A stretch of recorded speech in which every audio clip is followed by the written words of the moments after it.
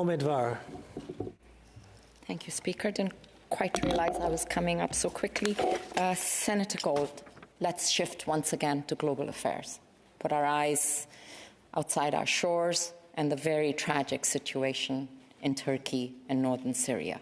More than 11,000 people have now been reported to have fallen victims to the earthquake. I want to first of all congratulate the government, and please do convey this to them, the quick announcement of $10 million of aid to the earthquake victims, and then shortly following that with a pledge to match the donations of Canadians who are opening their hearts, minds and wallets through the Red Cross. And that's really good news.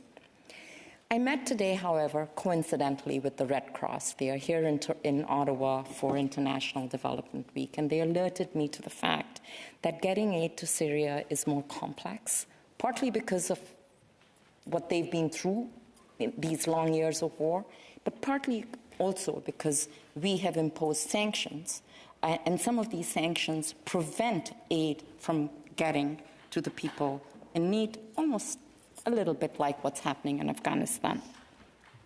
So I want to ask you to please make the government aware of this issue and ensure us that they will consider this as they flow their aid to Syria.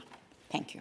Senator Gold. Thank you. I mean, it's a tragedy what's happening for the individuals in these countries, whatever one thinks of the actions of governments or groups that are in control of territory.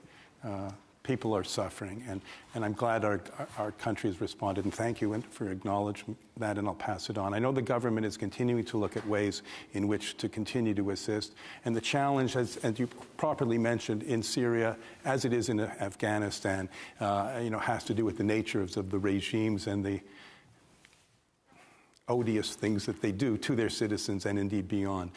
The government will continue to look and do what it can to assist those who want to assist the people of Syria and Turkey. Senator Omidvar. Thank you, Senator Gold. I'm curious as to why the government, however, chooses to match the donations of Canadians only to the Red Cross. The Red Cross is a wonderful organization. I give to them. Many of us give to them. They deliver on the ground. But this is such a complex situation. And there are wonderful organizations, such as Global Medic, such as Médecins Sans Frontières Canada, such as World Vision.